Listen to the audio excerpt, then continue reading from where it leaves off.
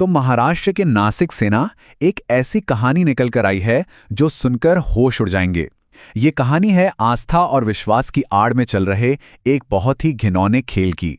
एक ऐसा कांड जिसने सच में पूरे देश को हिलाकर रख दिया है।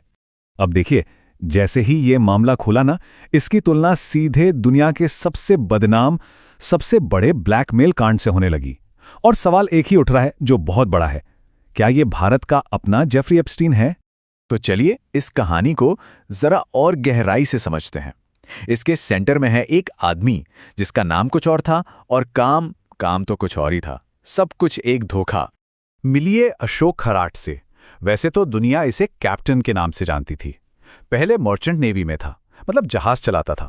और फिर अचानक ये ज्योतिष और अध्यात्म का चोला ओढ़ लेता है और लोगों की तकदीर बताने का दावा करने लगता है। अब इसका काम करने का तरीका भी बड़ा शातिर था, लेकिन सीधा सा। ये उन लोगों को टारगेट करता था जो पहले से ही किसी ना किसी मुश्किल से गुजर रहे होते थे, और फिर उन्हें आध्यात्मिक इलाज और चमत्कारों का लालच देकर अपने जाल में फंसा लेता था। लेकिन बात सिर्फ धोखे की नहीं थी। आरोप ये है कि एक पूरी सोची समझी साजिश थी।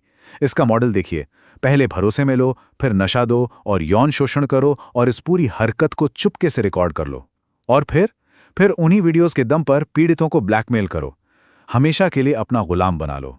मतलब एक ऐसा चक्रव्यूह बना दिया था जिससे बाहर निकलना लगभग नामुमकिन था। और सबूत के तौर पर क्या मिला? पुलिस के हाथ लगे हैं एक दो नहीं, पूरे 58 आपत्तिजनक वीडियो। जरा सोचिए, ये तो सिर्फ वो नंबर है जो पुलिस ने बरामद किया है। असल में ये कितना बड़ा हो सकता है, इसका अंदाजा लगाना भी मुश्किल है। और एक बात और, इसका निशाने पर कोई आम लोग नहीं थे। ये जानबूझकर बड़े बड़े रसूखदार परिवारों की महिलाओं को फंसाता था। मतलब बड़े बड़े अधिकारियों और बिजनेसमैन के क्लाइंट्स और उनके परिवार के लोग। अंदाजा लगाया जा रहा है कि 100 से भी ज्यादा महिलाएं इसका शिकार हो चुकी हैं।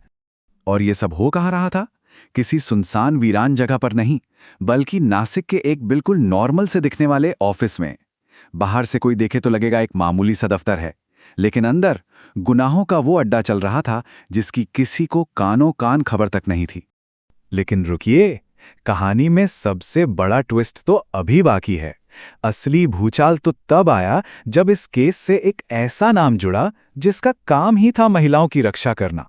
ये हैं रूपाली चाकणकर। ये उस समय महाराष्ट्र राज्य महिला आयोग की चेयरपर्सन थी। मतलब एक ऐसे पद पर थीं जिसकी सबसे बड़ी, सबसे पहली जिम्मेदारी ही महिलाओं को इंसाफ दिलाना और उन्हें सुरक्षित रखना है। और यहीं पर कहानी का सबसे शॉकिंग पहलू सामने आता है। सोचिए, एक तरफ वो पद जो महिलाओं की रक्षा के लिए बना है, और दूसरी तरफ उसी महिला